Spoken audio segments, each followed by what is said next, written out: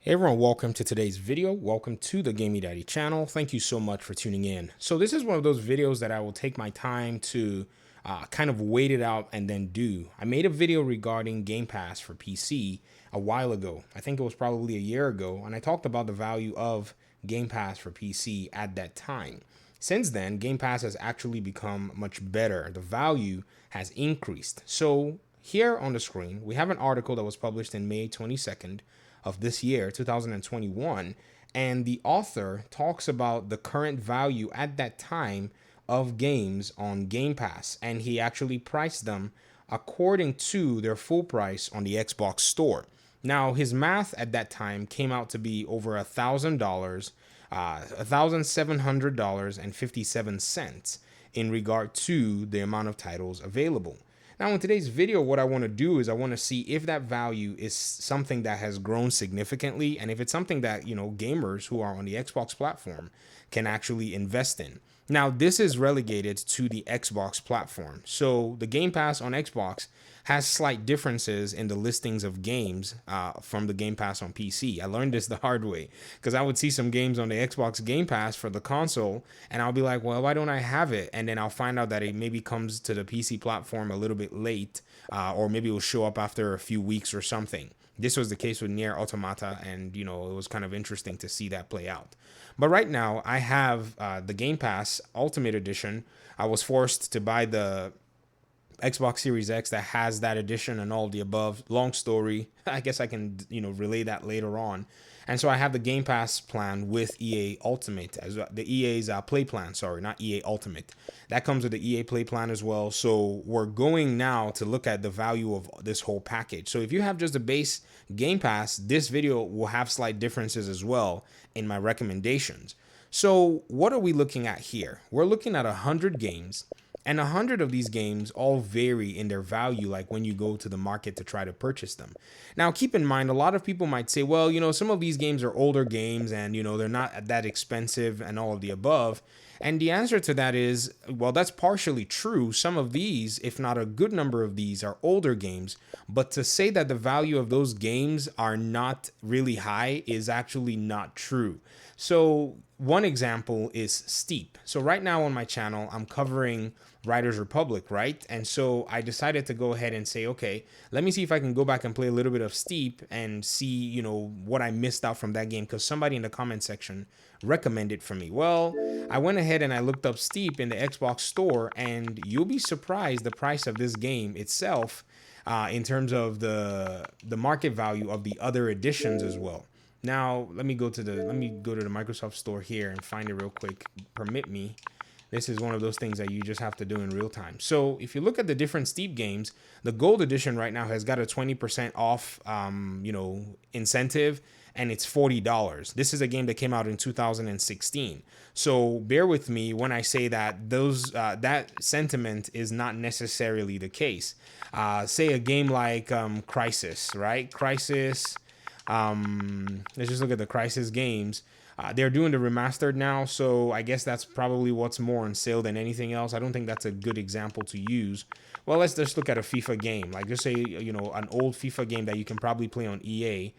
Let's just look at FIFA 21 and see what that has in store for us. So with Game Pass, you can download and play the old FIFA almost unlimited, but the new FIFA games, but their price point, is still somewhat high. So that's not necessarily something that we can use to judge the value of the Game Pass library. I think the very best way to do so, if you want to know what the monetary value is by having somebody have the patience to take the time to count all of the games and go look up all of their prices on the Xbox Store.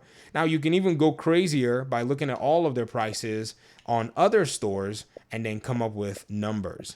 Now, here's what I'm going to do. I'm not going to do all of that. We're going to do an averaging of some kind with an arbitrary value that I come up with.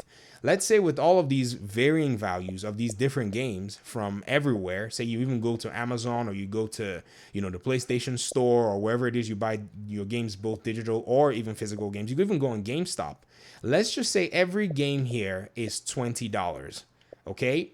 Let's just do that. And once we do that, we can peacefully say, okay, if there are 100 games, then we're looking at a $2,000 value as of October of 2021. And the reason I say October 2021 is because we're expecting other games that are showing up on Game Pass day one. One of them being Forza Horizon 6. And if possible, we'll be seeing a Halo game as well, which is something that a lot of people are looking forward to. So when you add these games, sure, some other games will leave, but these games are coming on with the $60 price tag if you were wanting to buy them yourselves. So if just Forza by itself showed up alone on the Game Pass and we don't even get the Halo game as of this calendar year, it will account for, that average of 3 games for just one. So you can see what I'm doing here if you kind of figure out, the math here. So if we throw that out there, you're looking at a $2,000 game value. And so I think it's a crazy incentive to go with. This is not including the other incentive of the cloud gaming that Xbox Game Pass Ultimate comes with for those who may want to be able to play on their different devices. That's a whole different conversation and a whole different video. So why am I making this video? I'm making this video for 2 reasons. First reason is this is a good value to be able to engage in, especially if you get an Xbox Series X or especially if you get an Xbox Series S. And I say that because the Xbox Series S, you're already relegated to digital games. So, you can't even go around shopping for the used games all over the place. In fact, I have the Xbox Series X because I did not want to be secluded from the used games market. I was able to get my hands on a game right now that is actually going for a good price, for a very, very reasonable price in terms of the price point I got it from. I got it locally, and it's Cyberpunk 2077 for the Xbox. I've been wanting to see what the game is about, and I got the game for $15 from just a regular Facebook buy-sell trade, and that was pretty cool. I really enjoyed the fact that I could just get that, the game for that price point. Right now, on the Xbox store, it is actually $40 on sale by itself. So, somebody like me, I will enjoy that ecosystem more than somebody that had the Xbox Series S. But still, it doesn't mean that you can't get yourself a whole bunch of different, games, that will cost you good money. There's a guide for Cyberpunk 2077. I've never seen that before. Let me go get that guide or see what it's about. There's something for you to be able to get done in terms of getting, whatever it is that you want in terms of gaming. And so you have a good value in that sense. So don't write it off as a value proposition. Even though you have the Xbox Series X and you can tap into the old games, market and the old games advantage, it still is something that you have to also pay attention to because this is not just something that you can just, look aside from. This is something that provides you a lot of value in terms of the different games and in terms of all that you can actually do and engage in. Now, another thing, too, is if you have the Ultimate version, it also comes with the EA Play, where you can even test out brand new EA games for about 10 hours, I think, is what it allows for me, because I have the FIFA 2021. I have a 10-hour trial. I haven't really used it more than like 20 minutes, so I still have a good amount of time. And I also have the NHL trial as well, which I haven't used as well. So these are things that I also will be checking out later on when I have a little bit more time. And then I can go play games like Anthem, because I actually like Anthem in a sense, but I never really got to play because it didn't have the content. And plus I covered the Division, so there was no time to even, spend looking at that game as well. I was just talking about it tonight to, my wife, saying this would have been a wonderful game if EA had just held off on the greed for probably, maybe another 6-7 months. They would have nailed this game down, and it would have been a solid game by now, but they didn't do that. The second reason I'm making this video is because this is actually something that is showing that the gaming world right now is under intense, fierce competition between the two juggernauts. You see, for the longest time, PlayStation had relied on console sales based on a lot of their IPs and just the fact that people in many cases are used to PlayStations. Some of us first played the PlayStation 1, the very first PlayStation that came out. And so forever, we've just always kind of figured that the best console for us in that case will continue to be PlayStations. Some people have all the PlayStations. Some people were exposed to the PlayStation 2. Some were exposed to the PlayStation 3 and all of the above. I was never exposed to an Xbox until I moved to a different region of the world. It wasn't until I came to the North American region that I ever saw an Xbox. And so imagine that huge segment of the market that had never really engaged in an Xbox, eventually having to now deal with what an Xbox is. So Microsoft is actually making their platform more than available for everybody else. And so they're really changing the landscape of this new console war thing in just providing so much value for gamers as a whole. And so I believe that what they're thinking is a futuristic mindset where they're not going to need to be sitting here doing console sales very soon. You see, if Sony is relying on the console sale market, I think they've just lost footing if they don't find a way to actually make up for this. Microsoft's Xbox Game Pass incentive is a future proof deal. Like, they made this stuff for the next 6 years. Game Pass right now that we're seeing is not necessarily something that provides you a bunch of games just for now. No, this is a big, huge thorn in the side of Sony when it comes to what they're providing their gamers in terms of value. Cloud gaming for $14 a month, which comes out to $169 a year, right? You have access to EA's library, and you have access to many other games out there. So it doesn't necessarily seem like, okay, I'm going to be shelling out $14 a month, right? How about the other games that I want to play? What does that look like? Well, what if the other games that you wanted to play were, in a sense, somehow finding themselves on Game Pass, and some of them didn't find themselves on Game Pass? Well, now that just basically has slashed your financial, commitment to very minimal. We were talking just a few hours ago, I was, mentioning something to somebody here in my audience who was watching my Riders Republic video, and they said, I would love to get Riders Republic, but the fact that Forza Horizon 6 is coming out would deter me, or at least hold me back a little bit. But me, on my own part, I have the Game Pass, and if I was in a situation where I wanted to buy Riders Republic, I know now that instead of paying $120 for 2 games, I am now going to be paying $75 in quote for those 2 games, because the value of that game, I could maybe say, okay, maybe if I'm getting Game Pass only for Forza a month, at least it still works out for me for the couple of months. Plus I get all this other value, so I can't even really say Forza costs $15 a month by itself. If we had to really go and look into it, the cost of Forza is probably $1 for a brand new game for a whole year's worth of subscriptions, if you wanted to go that way. And so that's basically where it's at. There's also the other side, which I think is the downside of this digital subscription services. And I have to basically mention that in a video like this, because sure, this is a $2,000 game library for $168 a year. But if you kind of think about it, it's a $2,000 game library that you have access to. And if you even paid $160 a year, it wouldn't even cost you, like for you to pay, to make up that $2,000 difference is numerous years in paying that. So that value is still built in. But there are players who want to own their games, be it digital or be it having their own physical copies of their games.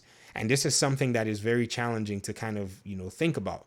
In the way that I've come to embrace the digital space in terms of, games and subscription services, for now anyways, is that either way, the digital games will still be sitting in your library, whether you own them or not. And the most important thing is whether or not you play the game. That's a very important thing, and an important distinction that every gamer has to, grapple with. You see, right now I'm looking at Dishonored 2, and this is a wonderful example.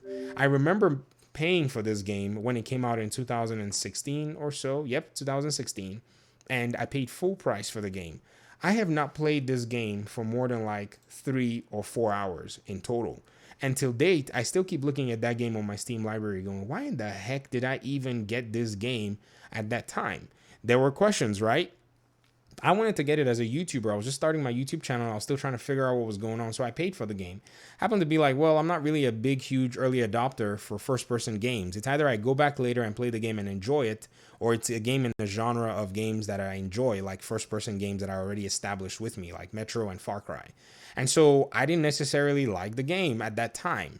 Now, I'll give the game a try again, but it's interesting to see that the Dishonored 2 is gathering dust in my Steam library while it's here on Game Pass. And this also provides me a lot more accessibility now, because I could just get my new Xbox and just sit down and just start playing it if I really wanted to explore what the game was about.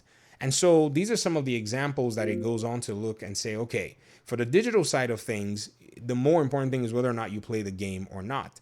Now, for the physical side of things, I already excluded the Xbox Series S family. I said, y'all don't have a disc player, so, beat it. Except they, provide a patch where you can buy an external CD drive and then you can use that CD drive to install a game or something.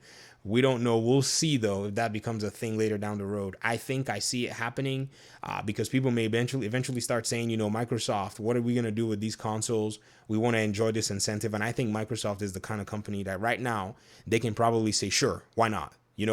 Get yourself an external hard drive, or they can make a new hardware and say, well, only our external hard drive is going to work for this, and they can sell more, units of another hardware. That's a possibility. I won't write it off. Now, for the physical side, the physical disc, I can understand that level of ownership that people want in terms of having a physical disc of a game. Some people are collectors. Some people want to be able to at least leverage the fact that some games may be gems right now and be challenging to find later down the road on the digital side of things. But I think that's highly unlikely. You see, back then, the digital games that got discontinued or their licenses expired and Steam no longer has them, like all of the Spider-Man games that came out before, Marvel Spider-Man, you can't even find those digital versions anymore. People who own them in their Steam library have gold right now.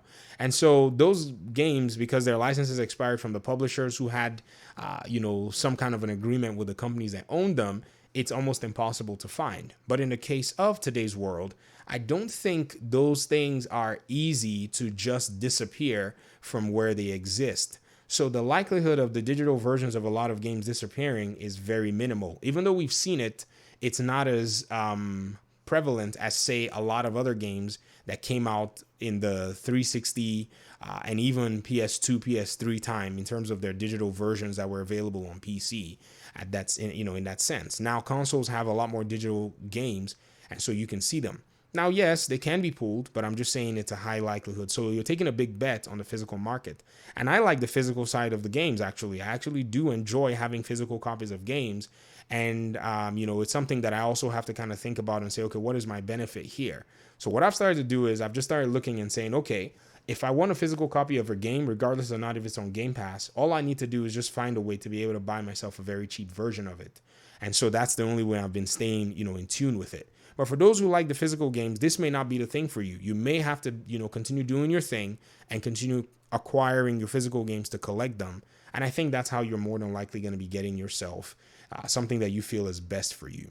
But if you don't care, if you don't want the extra stuff that you have to be, responsible for and accountable for, then this is definitely the deal for an Xbox owner. And Microsoft set it up very well.